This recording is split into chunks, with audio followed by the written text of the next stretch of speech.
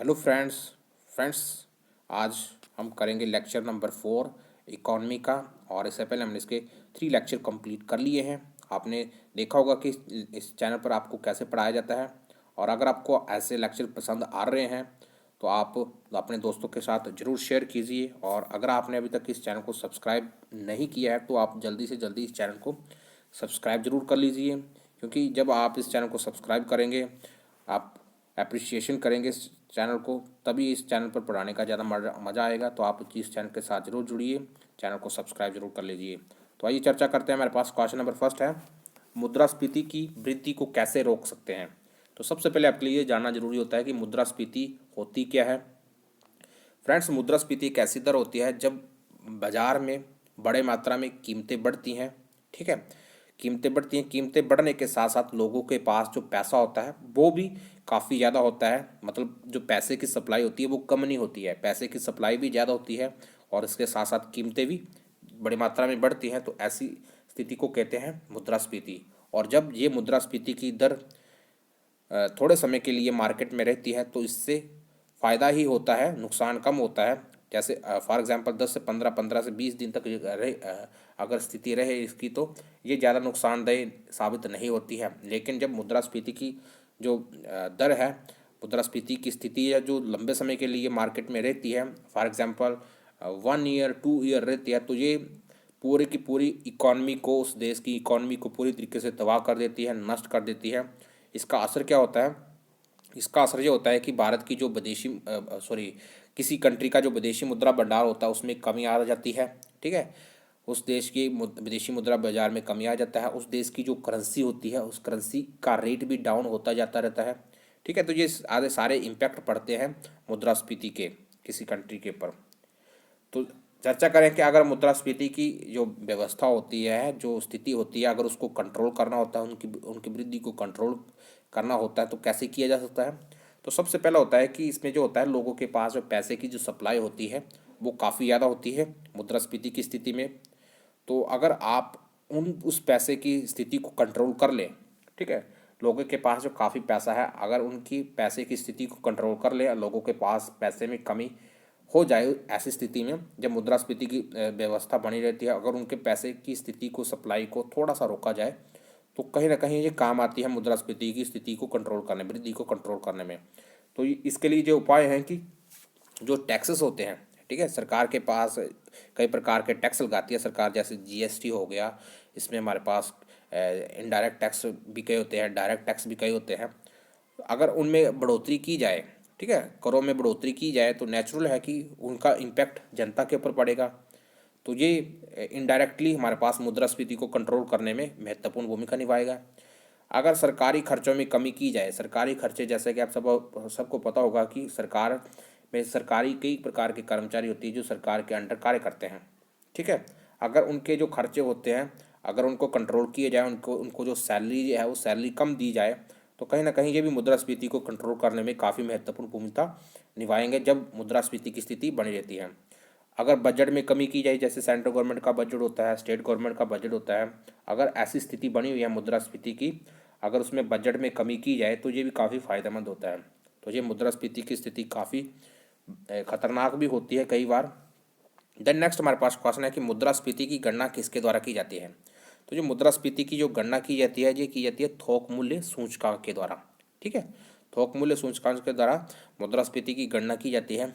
Next हमारे पास जो है वो नई आर्थिक नीति के 3 लक्षण क्या है। तो जो नई आर्थिक नीति 1991 में मनमोहन सिंह के द्वारा प्रस्तुत की गई थी, उसके जो 3 लक्षण थे वो थे उदारीकरण, वैश्वीकरण और उदारीकरण, वैश्वीकरण और निजीकरण। तो ये व्यवस्था भारत में जो वर्तमान में जो भी आर्थिक सुधार हुए हैं, ये पूरे के पूरे परिणाम है नई आर्थिक नीति 1991 के। और उस समय हमारे पास वित्त मंत्री थे मनमोहन सिंह। देन नेक्स्ट हमारे पास क्वेश्चन है कि सेबी की स्थापना, ठीक है, सेबी की स्थापना कब हुई है। तो जो सेबी की जो स्थापना हुई है, security and exchange board of India, इसकी स्थापना हुई थी 12 अप्रैल 1988 में। और जो इसको एक संवैधानिक दर्जा दिया गया है, एक अध्यादेश के द्वारा वो दिया गया था 1992 में। और सेबी का कार्य क्या होता है? शेयर बाजार को कंट्रोल करना। देन नेक्स्ट हमारे पास क्वेश्चन नंबर 5 है, कॉर्पोरेट टैक्स कैसा टैक्स होता है। तो ये क्वेश्चन टीजीटी कमीशन के एग्जाम में इस बार पूछा गया था कि कॉर्पोरेट टैक्स एक कैसा टैक्स होता है, और ये एक तरीके का डायरेक्ट टैक्स होता है। ठीक है, एक तो होता है इनकम टैक्स जो लोगों की आय पर लगता है, और एक होता है कॉर्पोरेट टैक्स जो बड़े बड़े उद्योग है, इंडस्ट्रीज है, जैसे हमारे पास रिलायंस हो गया, टाटा हो गया, बिरला हो गया, जो बड़ी बड़ी कंपनी है, वो उन कंपनियों के द्वारा दिया जाता है जो टैक्स दिया जाता है, उनकी कंपनी की ग्रोथ के ऊपर जो टैक्स दिया जाता है उस टैक्स टैक्स को कहा जाता है कॉर्पोरेट टैक्स। ठीक है, देन नेक्स्ट हमारे पास जीडीपी की फुल फॉर्म क्या है। तो जीडीपी की जो फुल फॉर्म है वो है ग्रोस डोमेस्टिक प्रोडक्शंस। ठीक है, जीडीपी की फुल फॉर्म है ग्रोस डोमेस्टिक प्रोडक्शन। एक वर्ष के अंदर उस देश ने वस्तुओं व सेवाओं में कितनी वृद्धि की है, उस वृद्धि की माप को ही कहा जाता है जीडीपी।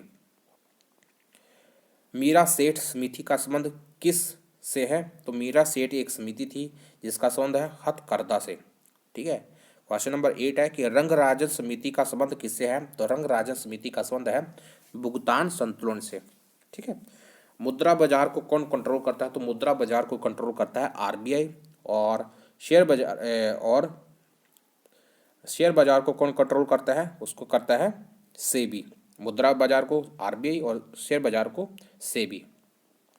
पूंजीवादी अर्थव्यवस्था क्या है। तो पूंजीवादी अर्थव्यवस्था एक ऐसी अर्थव्यवस्था होती है जब किसी कंट्री के अंदर जितने भी बड़े बड़े इंडस्ट्री होते हैं वो सारे के सारे प्राइवेट सेक्टर के होते हैं। तो ऐसी और वही प्राइवेट सेक्टर उस कंट्री के बड़े बड़े इंडस्ट्री को चलाते हैं। तो ऐसी अर्थव्यवस्था को कहते हैं पूंजीवादी अर्थव्यवस्था। और मिश्रित अर्थव्यवस्था में क्या होता है कि इसमें प्राइवेट सेक्टर में भी बड़ी बड़ी इंडस्ट्रीज होती हैं और गवर्नमेंट सेक्टर में भी बड़ी बड़ी इंडस्ट्री होती हैं। फॉर एग्जांपल इंडिया, तो इंडिया में क्या है, तो इंडिया में प्राइवेट सेक्टर की कंपनी जैसे रिलायंस होगी, बिरला होगी, टाटा होगी, अंबानी होगी, अडानी होगी। तो ये सारी की सारी बड़ी बड़ी कंपनीज हैं जो कि प्राइवेट सेक्टर की हैं। और इसमें गवर्नमेंट सेक्टर की जैसे आईओसी, इंडियन ऑयल कॉरपोरेशंस, इसके अलावा कई एसबीआई होगी, एसबीआई के अलावा कई ऐसी गवर्नमेंट सेक्टर की कंपनियां हैं। तो जब इन दोनों दोनों ही कंपनियां आपस में ग्रोथ करती हैं तो ऐसी अर्थव्यवस्था को कहते हैं मिश्रित अर्थव्यवस्था। और जब अकेले जो प्राइवेट सेक्टर ही पूरा का पूरा इकोनॉमी, पूरा का पूरा बाजार को कंट्रोल करता है तो ऐसे को कहते हैं पूंजीवादी अर्थव्यवस्था। और पूंजीवादी अर्थव्यवस्था का मुख्य उदाहरण है वो कौन सा है, कंट्री है, वो है अमेरिका। राष्ट्रीय आय का आंकलन किसके द्वारा किया जाता है, सीएसओ के द्वारा। ठीक है, सीएसओ के द्वारा राष्ट्रीय आय का आंकलन किया जाता है। राजकोषीय नीति को कौन जारी करता है। तो राजकोषीय नीति जारी की जाती है केंद्र सरकार के द्वारा। रिवर्स रेपो रेट क्या होती है। तो एक तो हमारे पास होती है रेपो रेट, एक होती है reverse repo rate. Repo rate में क्या होता है, रेपो रेट में होता है हमारे पास सबसे पहले हम आपको ये जानना आपके लिए जरूरी होती है, एक तो हमारे पास होता है सेंट्रल बैंक जिसको हम कहते हैं आरबीआई, एक तो होते हैं हमारे पास वाणिज्य बैंक। वाणिज्य बैंक में जैसे हमारे पास एसबीआई हो गया, पीएनबी हो गया, एचडीएफसी हो गया, आईसीआईसीआई बैंक हो गया, इसके अलावा भी बहुत सारे बैंक्स हैं। अब जब इन बैंकों को, वाणिज्य बैंकों को पैसे की ज़रूरत पड़ती है, जैसे एसबीआई, पीएनबी, इन बैंकों को पैसे की ज़रूरत पड़ती है, तो ये जाते हैं सीधे ही किसके पास, ये जाते हैं सेंट्रल बैंक के पास। सेंट्रल गवर्नमेंट नहीं, सेंट्रल बैंक जो हमारे पास आरबीआई है, आरबीआई के पास जाते हैं और ये कहते हैं कि हमें पैसे की ज़रूरत है। तो आरबीआई इनको देता है, उधार देता है, नकदी उधार देता है। और ये आरबीआई इनको जिस रेट के ऊपर नकदी उधार देता है उस रेट को कहते हैं रेपो रेट। ठीक है, और जब इनको उधार मिल जाता है और उधार को जब ये वापस करना होता है और ये वाणिज्य बैंक जिस रेट से उनको वापस करते हैं उसको हम कहते हैं रिवर्स रेपो रेट।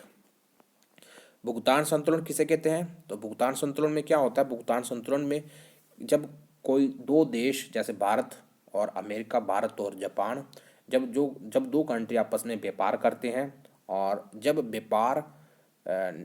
व्यापार में जैसे आयात और निर्यात होता है, जब किसी कंट्री का निर्यात ज़्यादा हो और आयात कम हो, ठीक है, निर्यात ज़्यादा है आयात कम है तो भुगतान संतुलन पॉजिटिव है। और अगर निर्यात कम है आयात ज़्यादा है तो भुगतान संतुलन क्या होता है, नेगेटिव में होता है। आरबीआई का मुख्यालय कहाँ है। तो आरबीआई का मुख्यालय है मुंबई में। ठीक है, भारत में निर्धनता का आंकलन कौन करता है। तो भारत में निर्धनता का आंकलन कैसे होता है, तो एक परिवार के अंदर उस परिवार के जो जितने भी उपभोग होता है उन उपभोग की माप, उनकी माप को ही कहते हैं, उनकी माप को ही कहते हैं निर्धनता का आंकलन के लिए यूज किया जाता है। बीमा क्षेत्र को कौन कंट्रोल करता है। बीमा क्षेत्र में जैसे हमारे पास कंपनी होती हैं, एलआईसी हो गया, जीएससी हो गई, जितनी की इंश्योरेंस कंपनी होती है इनको कंट्रोल करता है IRDA। भारत में अधिकतर बेरोजगारी कैसी है, तो भारत में जो मैक्सिमम बेरोजगारी है वो पाई जाती है संरचनात्मक बेरोजगारी। बेरोजगारी के आंकड़े कौन जारी करता है, तो NSSO और राष्ट्रीय आय के CSO। आकस्मिक नीति संविधान के किस अनुच्छेद में है, तो आर्टिकल 267 में आकस्मिक नीति का वर्णन किया गया है और वित्त आयोग का वर्णन किया गया है आर्टिकल 280 में। कॉप्सी किस देश का सूचकांक है, तो कॉप्सी है हमारे पास दक्षिण कोरिया का। और नेक्स्ट हमारे पास भारत की क्रेडिट रेटिंग एजेंसी कौन सी है, तो भारत की जो क्रेडिट रेटिंग एजेंसी है उसका नाम है सिबिल CIBIL। सेंसेक्स में कितनी कंपनियां शामिल होती हैं, तो भारत का जो शेयर बाजार है तो उसमें सेंसेक्स में कितनी कंपनियां हैं, 30 कंपनियां रजिस्टर्ड हैं। पूंजी बाजार को कौन कंट्रोल करता है, तो पूंजी बाजार को कंट्रोल करता है सेबी। ठीक है। भारत में हरित क्रांति के जनक कौन है, तो स्वामीनाथन। तो फ्रेंड्स आपने देखा होगा कि इस चैनल पर कैसे आपको पढ़ाया जाता है। अगर आप चाहते हैं कि डिटेल से आपको पढ़ाया जाए तो आप इस चैनल के साथ जरूर जुड़िए, चैनल को सब्सक्राइब कर लीजिए। तो फ्रेंड्स मिलते हैं नेक्स्ट वीडियो में। वीडियो देखने के लिए आपका बहुत बहुत धन्यवाद। थैंक्स।